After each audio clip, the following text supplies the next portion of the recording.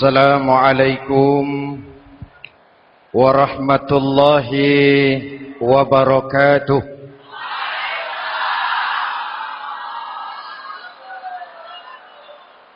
Alhamdulillahi rabbil alamin. Wassalatu wassalamu ala asyrafil mursalin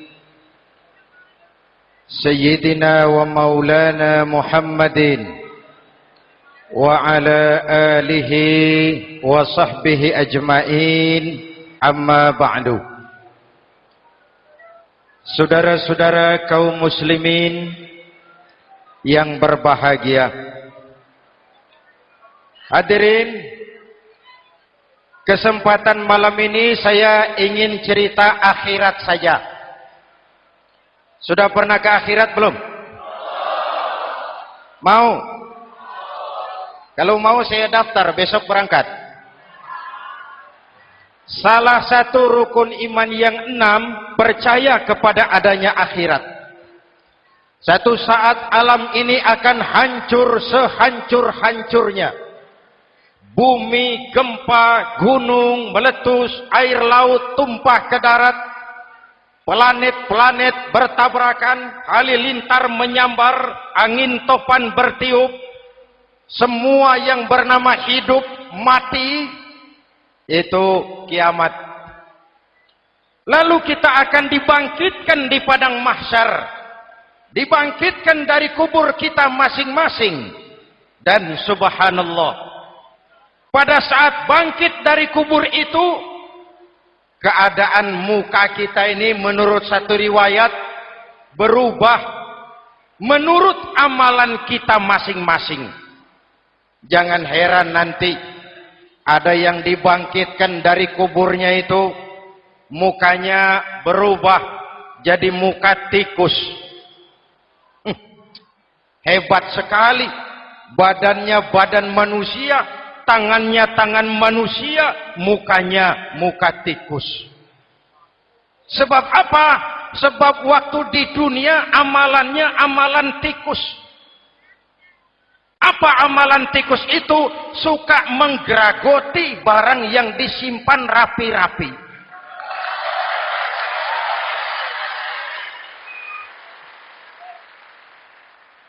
Itu nanti koruptor-koruptor yang menggeragoti uang rakyat, itu nanti bangkit mukanya muka tikus. Saudara lihat, oh ini yang geragoti uang rakyat mukanya muka tikus. Ada lagi yang bangkit dari kubur, mukanya itu berubah jadi muka harimau. Kenapa? Waktu di dunia amalannya amalan harimau. Apa harimau itu? Mau menang sendiri. Keras kepala, kupeh. Di mana ada hutan, rajanya pasti harimau. Padahal hutan belum pernah bikin pemilihan umum. Betul? Tapi harimau tidak peduli. Ada pemilihan umum atau tidak, saya raja hutan. Setelah naik jadi raja di hutan, harimau bukan melindungi rakyatnya, malah makanin rakyatnya.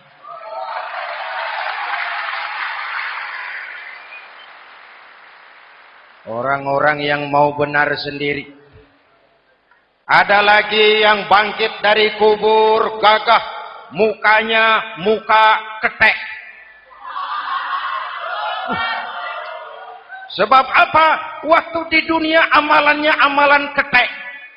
Apa ketek itu? Rakus, serakah, tamak. Coba, ketek itu kasih pisang, dimakan. Berikan lagi, pegang. Berikan lagi, kakinya yang megang. Temannya diberikan, masih dirampas juga. Ketek. Serakah. Kalau mental ketek masih gentayangan di republik ini, maka pemerataan cuman akan jadi dongeng. Kaum muslimin yang berbahagia, pada saat itu di akhirat nanti, setiap orang sibuk dengan urusannya sendiri-sendiri. boleh jadi setiap kita lalu akan dimintakan pertanggungjawaban jawab. Boleh jadi orang tua tidak sempat lagi mengingat anaknya, saudara tidak lagi sempat memikirkan saudaranya. Tiap orang akan dimintakan pertanggungjawaban jawab. Dalam kondisi seperti itu, Rasulullah mengajarkan sab'atun yudhilluhumullahu yawma la dhilla illa zilluh. Ada 7 golongan manusia yang di akhirat nanti akan langsung mendapat perlindungan dari Allah Subhanahu wa taala. Orang lain sibuk, dia tenang. Orang lain resah dan gelisah, dia ayem. Kenapa? Mendapat perlindungan dari Allah. Sebab ketika di dunia ia memberikan perlindungan kepada orang banyak. Siapa mereka? Mudah-mudahan kita termasuk salah satu di dalamnya. Mencari perlindungan Allah lebih-lebih dalam situasi sekarang ini. Pertama, imamun adil. Yang akan mendapat perlindungan langsung dari Allah adalah pemimpin yang adil. Sebab apa? Pemimpin yang adil melindungi banyak rakyat, maka pantas di akhirat dilindungi oleh Allah Subhanahu. Kita ini kan zon politikan. Kita ini makhluk yang tidak mungkin hidup sendiri-sendiri.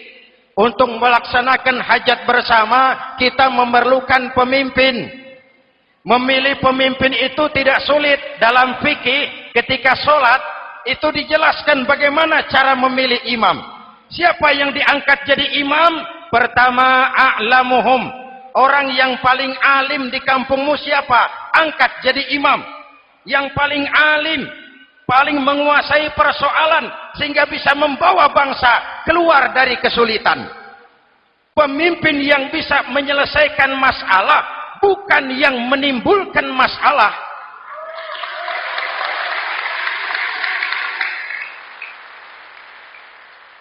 Apalagi kalau pemimpinnya jadi masalah.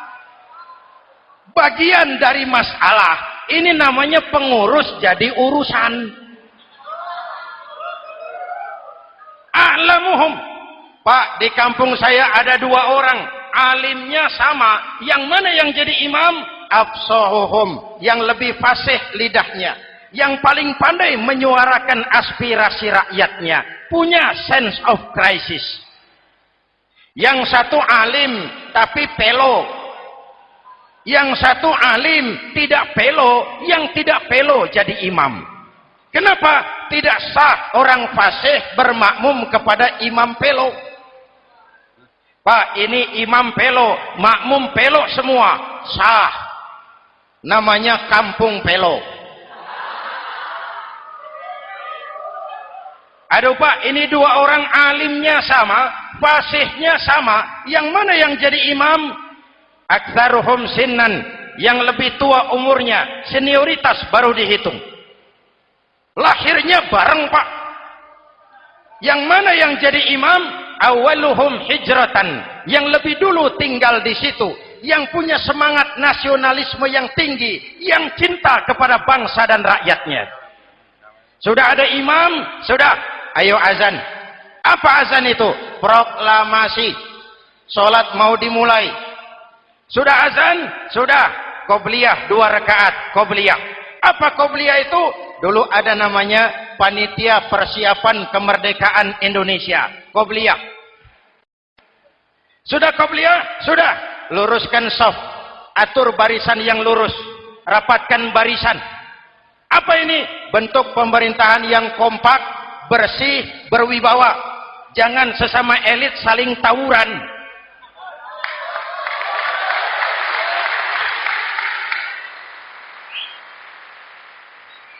Luruskan shaf.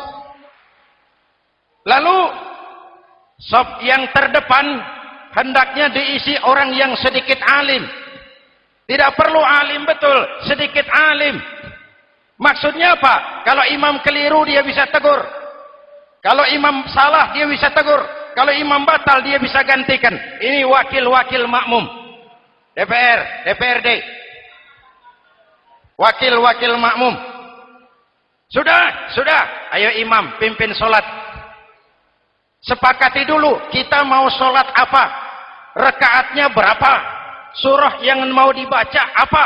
Pakai sujud tilawah apa tidak? Supaya makmum tidak kaget-kagetan. Rakyat harus dikasih tahu pemimpinnya mau kemana, visinya apa, supaya makmum ikutnya ikhlas. Jelas? Hadirin yang saya hormati, kita memerlukan pemimpin yang adil, yang menaungi rakyatnya, sehingga dengan demikian nanti mereka akan dinaungi langsung oleh Allah Subhanahu. Mudah-mudahan Allah memberikan kepada kita rakyat dan bangsa Indonesia ini pemimpin yang adil. Saya yakin perjalanan waktu akan mengantarkan kita di mana orang-orang akan terbuka topengnya sehingga akan jelas mana pembela rakyat, mana penyengsara rakyat.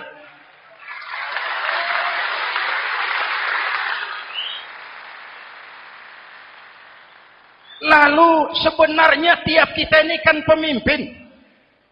Pak Lurah pemimpin di kelurahannya, Pak Camat pemimpin di kecamatannya, kepala suami pemimpin di rumah tangganya, anak muda pemimpin bagi dirinya, dan setiap kita akan dimintakan pertanggungan jawab tentang apa yang kita pimpin. Marilah setiap kita berusaha menjadi pemimpin yang adil. Satu. Yang kedua, syab nasya'a fi ibadatillah, anak muda yang tekun beribadah kepada Allah. Amin. Remaja adalah masa depan kita semua. Akan bagaimana Republik Indonesia, bahkan akan bagaimana Islam di Republik Indonesia 20, 30, 40 tahun yang akan datang, anak-anak kita jawabannya. Jelas?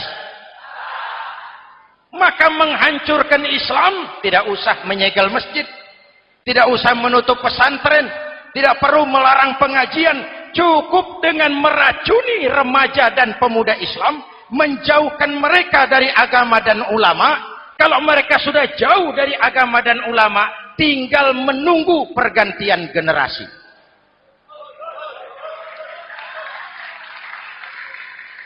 Maaf, kalau yang sudah 60 tahun ke atas, itu saya anggap angkatan selamat. Generasi tanda seru. Insya Allah mantap akidahnya, tidak goyah imannya. Tapi yang 30 tahun ke bawah, adik-adik saya ini, the next generation. Kalian yang jadi pilot project. Remaja-remaja Islam, kalau mau jadi remaja dan pemuda modern, jangan dekat-dekat ke masjid kuno. Masjid khusus 70 tahun ke atas. Baca Quran kampungan. Ngaji urusan akhirat. Seiring dengan itu, modernisasi diartikan dengan westernisasi. Kau tidak bisa jadi pemuda modern kalau semua yang datang dari barat belum kau telan mentah-mentah. Kau harus bisa bergaul seperti orang barat, berpakaian seperti orang barat, berumah tangga seperti orang barat, makan minum seperti orang barat. Kalau nyanyi lagunya lagu barat yang orang lain nggak ngerti, kamu juga nggak tahu. Mengalirlah narkoba dalam segala bentuknya. Maka muncullah generasi-generasi santai, generasi-generasi salon yang mencoba mencari pelarian hanya dengan kesenangan sesaat, tapi menghancurkan masa depan yang pasti.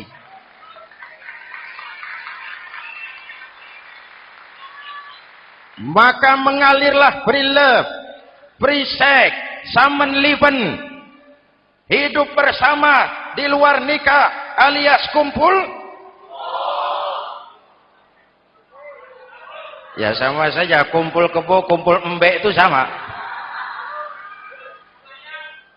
Hadirin yang saya hormati, kalau sudah hancur tinggal menunggu pergantian generasi. Oleh karena itu, adik-adik saya, para remaja, para pemuda, kalian harapan kami semua. Di pundak kalian Kami pertaruhkan hari depan bangsa dan negara ini. Hidup cuma putaran menunggu giliran.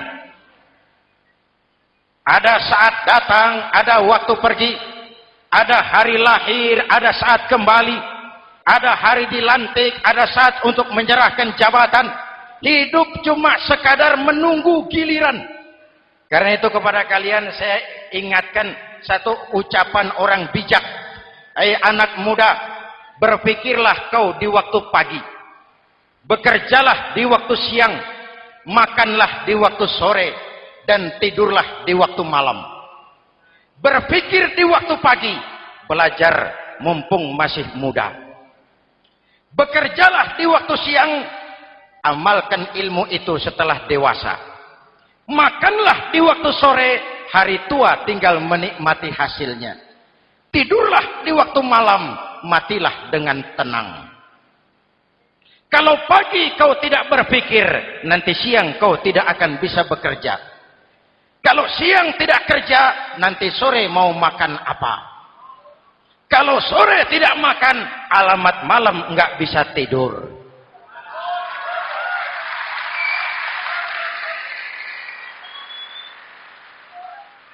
Kalau waktu remaja, waktu muda maunya santai-santai saja, dewasanya bingung. Kalau dewasanya bingung, hari tua terlunta-lunta. Kalau hari tua terlunta-lunta, matinya menteleng. Maka lebih baik makan singkong betulan daripada makan roti mimpi. Ayo, makan singkong betulan, makan roti mimpi, lebih bagus mana? Lebih bagus makan roti betulan. Kalau perlu, lebih baik sekolah sambil dagang koran, sekolah sambil parkir mobil, sekolah sambil semir sepatu, daripada petatang peteteng tanpa prospek hari depan yang ada artinya.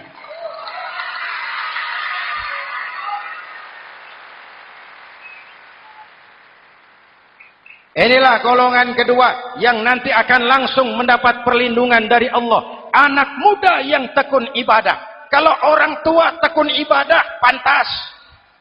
Orang tua rajin ibadah, tidak istimewa. Masya Allah Pak, itu orang tahajudnya hebat, wirid yasinnya mantap, puasanya luar biasa, zikirnya mantap. Umurnya berapa? 70. Wajar. Lalarwi sanjo. Sudah larut senja. Kalau 70 masih jadi preman, kapan tobatnya? Tapi kalau ada anak muda, darahnya masih mengalir dengan panas, keinginannya masih sejuta khayal, dia bisa salurkan di jalan Allah, itu amat disukai Allah, dan itu akan mendapat perlindungan langsung dari Allah Subhanahu. Hadirin kaum muslimin di seluruh tanah air yang saya cintai. Sekarang kita sampai kepada golongan ketiga yang nanti dinaungi Allah. Itu siapa? Rajulun qalbuhu mu'allaqun bil masajid. Seseorang yang hatinya selalu terpaut kepada masjid. Masjid memang tempat melaksanakan sholat, tapi lebih dari itu dia adalah pusat kegiatan umat. Umat Islam dengan masjid seperti ikan dengan air, tidak boleh berpisah. Sehingga ada hadis qudsi mengajarkan, inna buyuti fil ardil masajid wa inna zuwari fiha ummaruha. Rumahku di permukaan bumi adalah masjid. Orang-orang yang memakmurkan masjid adalah tamuku. Dari masjidlah terpancar semangat silaturahmi. Dan itu yang sangat kita perlukan sekarang. Di tengah-tengah kerentanan kita sebagai bangsa, masjid harus jadi lem perekat. Di sini siapapun yang datang mengucapkan Assalamualaikum. Betul? Menebarkan salam. Menebarkan rasa damai. Bersalaman. Kata Nabi, ma min muslimaini yaltaqiyani fayatasafahani illa ghafarallahu dzunubahuma. Apabila dua orang Islam bertemu lalu bersalam-salaman, Allah akan menghapuskan dosa yang terjadi di antara kedua orang itu. Bangsa kita sedang rentan perpecahan. Benih-benih disintegrasi bertebaran di mana-mana. Maka mari kita kembali ke masjid untuk menyusun semangat kebersamaan, meluruskan saf, merapatkan barisan, dan menerjemahkannya di luar masjid. Ini ada kaitannya dengan faktor yang keempat, yang langsung dilindungi Allah. Siapa mereka? Rajulani tahabba fillahi ijtama'a alaihi wa tafarraqa alaihi. Dua orang yang bersaudara, bertemu karena Allah, berpisah karena Allah. Itu akan dilindungi langsung oleh Allah di hari akhirat nanti. Dua orang bersaudara, bertemu karena Allah, berpisah pun juga karena Allah. Tadi dalam perjalanan ke sini, saya melalui sebuah desa. Masih ada sisa-sisa tawuran antar desa. Saya tidak sebutkan desanya, itu rahasia perusahaan. Saya cuma prihatin, siapa lawan siapa? Siapa yang kita bakar rumahnya? Siapa yang kita sambiti dengan batu? Siapa yang kita rugikan? Padahal urusannya kadang-kadang sepele. Di satu desa misalnya, cuma urusan kaset jadi tawuran antar desa. Ini kan hal yang sangat sepele. Padahal Nabi mengajarkan dengan keras, kalau dua orang Islam saling bertengkar, al-qatil wal maktul finnar. Yang membunuh dan yang dibunuh, dua-duanya neraka. Sahabat bertanya, ya Rasul, kalau yang membunuh masuk neraka, pantas. Kenapa yang dibunuh neraka juga? Rasulullah senyum lalu berkata, yang dibunuh pun sudah punya niat membunuh. Cuma keduluan dibunuh. Andai kata tidak dibunuh, dia yang akan membunuh. Mari kita renungkan, kenapa sebagai bangsa kita seperti tercabut dari akar budaya kita. Kita jadi beringas, kita jadi brutal untuk hal yang sepele. Yang satu teriak Allahu Akbar, yang lain teriak Allahu Akbar. Siapa lawan siapa? Dulu Bung Tomo teriak Allahu Akbar, musuhnya londo. Sayyidina Hamzah, Khalid bin Walid teriak Allahu Akbar, yang dilawan kafir. Abu Jahal, Abu Lahab, Abu Sufyan. Sekarang si Ali lawan si Hasan, Hasan Allahu Akbar, Ali Allahu Akbar. Siapa lawan siapa?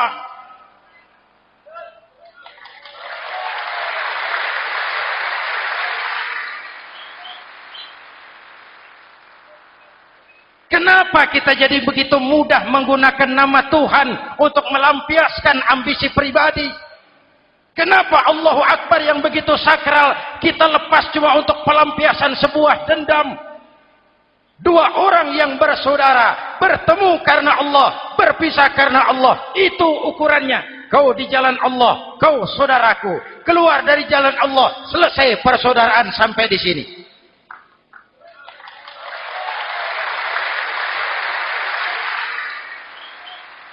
Hadirin, lewat mimbar ini saya kembali menekankan, mari kita pelihara kerukunan. Pertama, rukun antar umat seagama, sesama muslim harus bersatu. Yuk, kita rukun yuk. Kita kompak yuk. Kita bersatu yuk. Sesama muslim, kaos boleh berbeda, boleh. Jaket boleh tidak sama, silakan. Paham politik boleh berbeda, boleh. Kau lewat sana, saya lewat sini, nanti kita ketemu di sana. Betul? Mari lapang dada menerima perbedaan, tetapi mengarah kepada satu tujuan yang sama. Walaupun bineka, kita ini tunggal.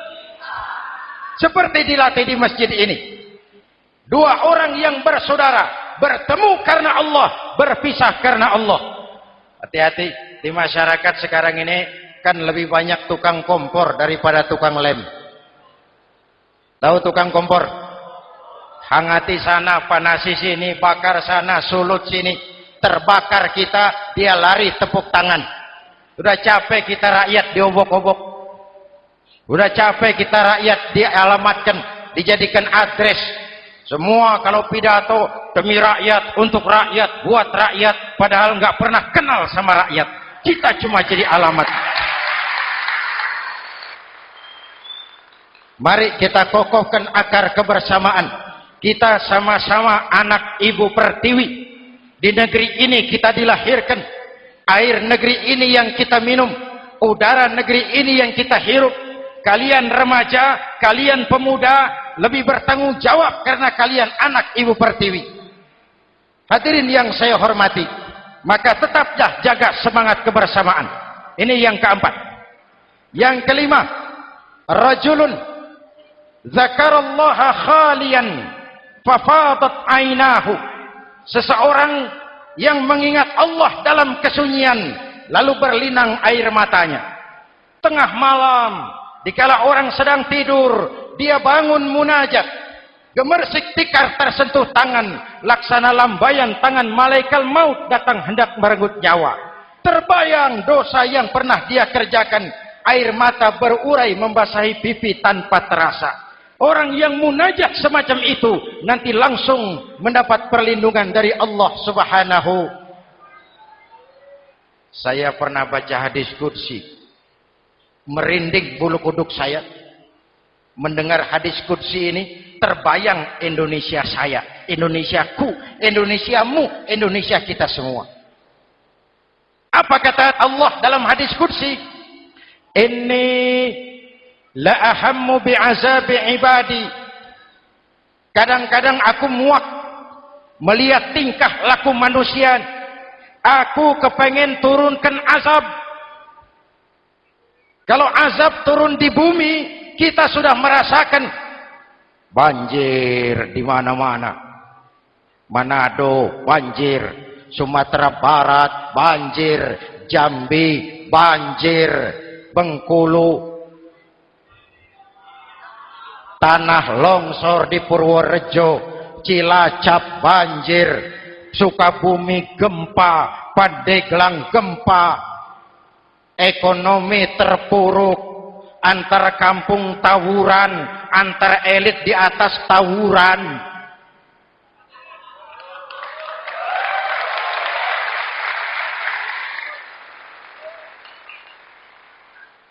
Hutang numpuk. 40% APBN kita ini sekarang cuma untuk bayar hutang. Itu pun dengan asumsi dolar 7.000, 9.000, artinya sekitar 50% APBN kita untuk bayar hutang. Untungnya sekarang ini yang agak menolong, harga minyak membaik di pasaran internasional.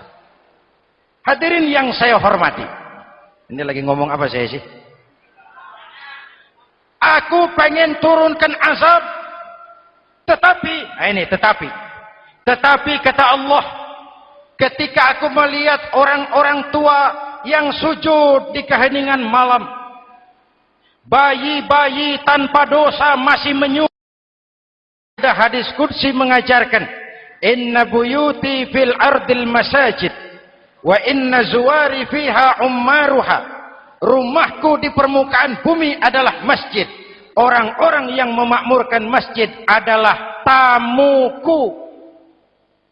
Dari masjidlah terpancar semangat silaturahmi. Dan itu yang sangat kita perlukan sekarang. Di tengah-tengah kerentanan kita sebagai bangsa, masjid harus jadi lem perekat. Di sini siapapun yang datang mengucapkan assalamualaikum. Betul? Menebarkan salam, menebarkan rasa damai, bersalaman. Kata Nabi, ma min muslimaini yaltaqiyani fayatasafahani illa ghafarallahu dzunubahuma. Apabila dua orang Islam bertemu lalu bersalam-salaman, Allah akan menghapuskan dosa yang terjadi di antara kedua orang itu. Bangsa kita sedang rentan perpecahan. Benih-benih disintegrasi bertebaran di mana-mana. Maka mari kita kembali ke masjid untuk menyusun semangat kebersamaan, meluruskan saf, merapatkan barisan, dan menerjemahkannya di luar masjid. Ini ada kaitannya dengan faktor yang keempat, yang langsung dilindungi Allah. Siapa mereka? Rajulani tahabba fillahi ijtama'a alaihi wa tafarraqa alaihi. Dua orang yang bersaudara, bertemu karena Allah, berpisah karena Allah. Itu akan dilindungi langsung oleh Allah di hari akhirat nanti. Dua orang bersaudara, bertemu karena Allah, berpisah pun juga karena Allah. Tadi dalam perjalanan ke sini, saya melalui sebuah desa. Masih ada sisa-sisa tawuran antar desa. Saya tidak sebutkan desanya, itu rahasia perusahaan. Saya cuma prihatin, siapa lawan siapa, siapa yang kita bakar rumahnya, siapa yang kita sambiti dengan batu, siapa yang kita rugikan, padahal urusannya kadang-kadang sepele. Di satu desa misalnya, cuma urusan kaset jadi tawuran antar desa. Ini kan hal yang sangat sepele. Padahal Nabi mengajarkan dengan keras, kalau dua orang Islam saling bertengkar, al-qatil wal maktul finnar. Yang membunuh dan yang dibunuh, dua-duanya neraka. Sahabat bertanya, ya Rasul, kalau yang membunuh masuk neraka, pantas. Kenapa yang dibunuh neraka juga? Rasulullah senyum lalu berkata, yang dibunuh pun sudah punya niat membunuh. Cuma keduluan dibunuh. Andai kata tidak dibunuh, dia yang akan membunuh. Mari kita renungkan, kenapa sebagai bangsa kita seperti tercabut dari akar budaya kita. Kita jadi beringas, kita jadi brutal untuk hal yang sepele. Yang satu teriak Allahu Akbar, yang lain teriak Allahu Akbar. Siapa lawan siapa? Dulu Bung Tomo teriak Allahu Akbar, musuhnya londo. Sayyidina Hamzah, Khalid bin Walid teriak Allahu Akbar, yang dilawan kafir. Abu Jahal, Abu Lahab, Abu Sufyan. Sekarang si Ali lawan si Hasan, Hasan Allahu Akbar, Ali Allahu Akbar. Siapa lawan siapa?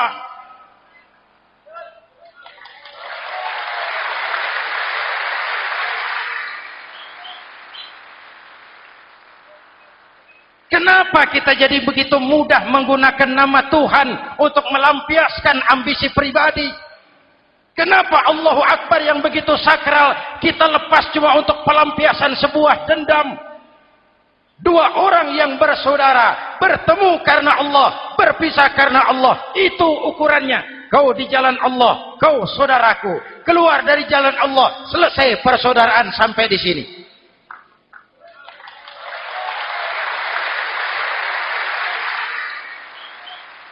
Hadirin, lewat mimbar ini saya kembali menekankan, mari kita pelihara kerukunan.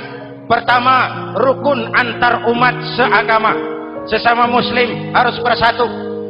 Yuk kita rukun, yuk kita kompak, yuk kita bersatu, yuk. Sesama muslim, kaos boleh berbeda, boleh jaket boleh tidak sama, silakan. Paham politik boleh berbeda, boleh.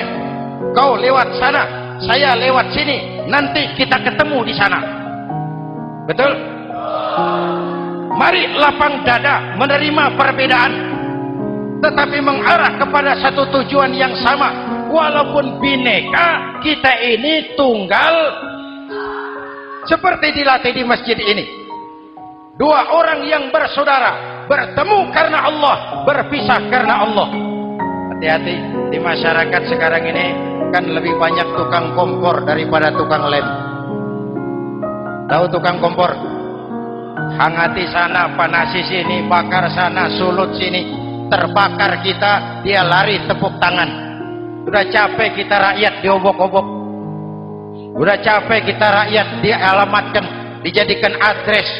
Semua kalau pidato demi rakyat, untuk rakyat, buat rakyat, padahal nggak pernah kenal sama rakyat. Kita cuma jadi alamat. Mari kita kokohkan akar kebersamaan. Kita sama-sama anak Ibu Pertiwi. Di negeri ini kita dilahirkan. Air negeri ini yang kita minum, udara negeri ini yang kita hirup. Kalian remaja, kalian pemuda lebih bertanggung jawab karena kalian anak Ibu Pertiwi. Hadirin yang saya hormati, maka tetaplah jaga semangat kebersamaan. Ini yang keempat. Yang kelima, rajulun zakarallaha khalian fafadat ainahu. Seseorang yang mengingat Allah dalam kesunyian lalu berlinang air matanya. Tengah malam, dikala orang sedang tidur, dia bangun munajat, gemersik tikar tersentuh tangan, laksana lambayan tangan malaikat maut datang hendak merenggut nyawa. Terbayang dosa yang pernah dia kerjakan, air mata berurai membasahi pipi tanpa terasa. Orang yang munajat semacam itu nanti langsung mendapat perlindungan dari Allah Subhanahu. Saya pernah baca hadis qudsi, merinding bulu kuduk saya mendengar hadis qudsi ini. Terbayang Indonesia saya, Indonesiaku, Indonesiamu, Indonesia kita semua. Apa kata Allah dalam hadis qudsi? Inni la ahammu bi'azabi ibadi. Kadang-kadang aku muak melihat tingkah laku manusia.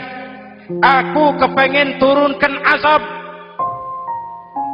Kalau azab turun di bumi, kita sudah merasakan banjir di mana-mana.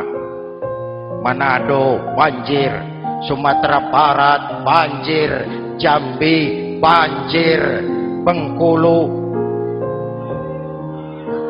tanah longsor di Purworejo, Cilacap banjir, Sukabumi gempa, Pandeglang gempa, ekonomi terpuruk, antar kampung tawuran, antar elit di atas tawuran.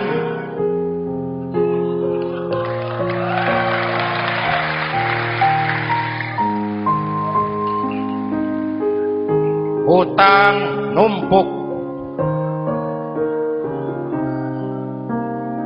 40% APBN kita ini sekarang cuma untuk bayar hutang.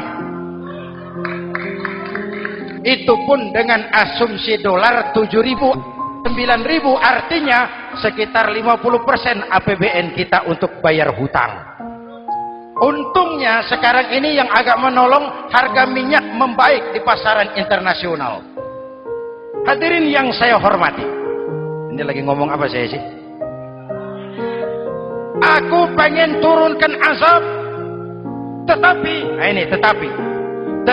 kata Allah, ketika aku melihat orang-orang tua yang sujud di keheningan malam, bayi-bayi tanpa dosa masih menyusu, binatang ternak melata mencari makan, murkaku surut, azab aku tarik kembali. Ayo renungkan hadis ini. Allah mau marah nggak jadi, azab ditarik, kesulitan diangkat, pertolongan datang, ada yang meredam murka Allah. Allah mau marah nggak jadi. Kenapa? Orang-orang tua yang tengah malam sujud sambil berlinang air mata, itu yang meredam murka Allah. Yang ikhlas menangis kepada Allah, bukan menangis berdasarkan pesanan. Ini kan sekarang apa yang nggak bisa dipesan? Istighosah pesanan, demo pesanan, 10.000 berangkat. Ngerti apa enggak urusan soal lain.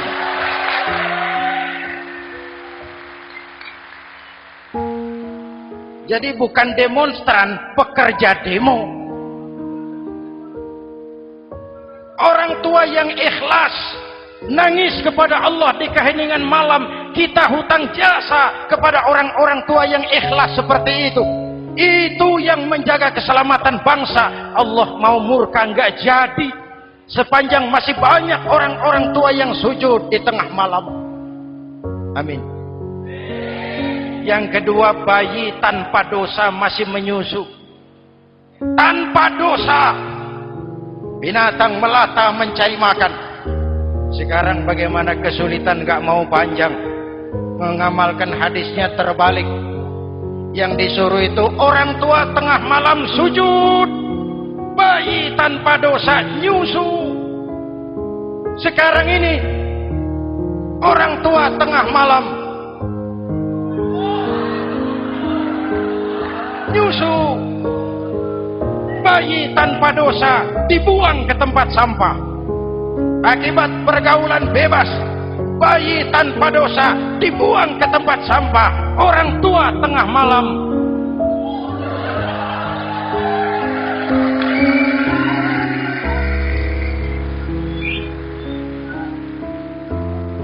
Hadirin, yang keenam, rajulun da'athum ra'atun zatu mansibin wa jamalin ila nafsiha faqala inni akhafu Allah rabbal alamin. Orang yang bermoral dibujuk rayu oleh perempuan cantik, lalu dia berkata, maaf, saya takut kepada Allah. Orang bermoral yang merasakan kehadiran Allah dekat dalam hidup. Umpama waktu puasa, saudara sholat zuhur. Sebelum sholat saudara berwudu. Ketika berkemur saudara korupsi. Sedikit airnya saudara minum. Jangankan polisi, teman wudu sebelah pun tidak tahu kalau waktu berkemur saudara korupsi. Kenapa kita tidak mau melakukan? Ada rasa malu kepada Allah. Ini yang perlu kita tumbuh kembangkan, rasa malu kepada Allah Subhanahu wa taala.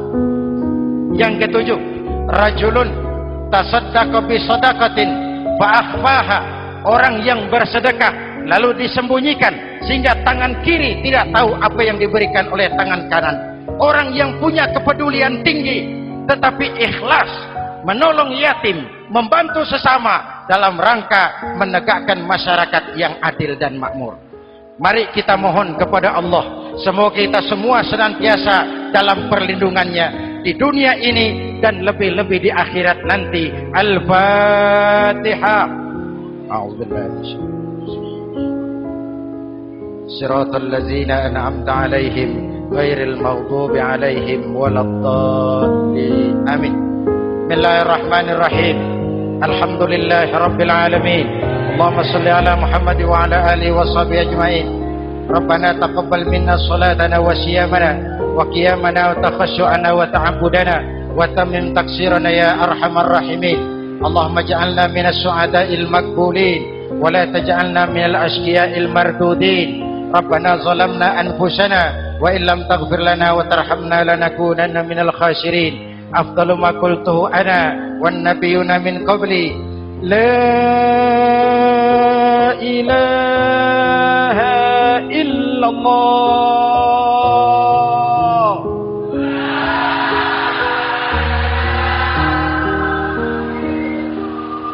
La ilaha illallah.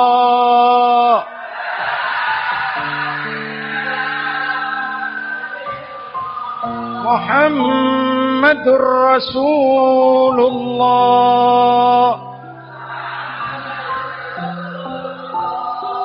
Kalimatu haqqin 'alaiha nahya wa 'alaiha namut wa 'alaiha nub'atsu insyaallah minal aminin. Wa akhiru da'wana alhamdulillahi rabbil alamin. Assalamualaikum warahmatullahi wabarakatuh.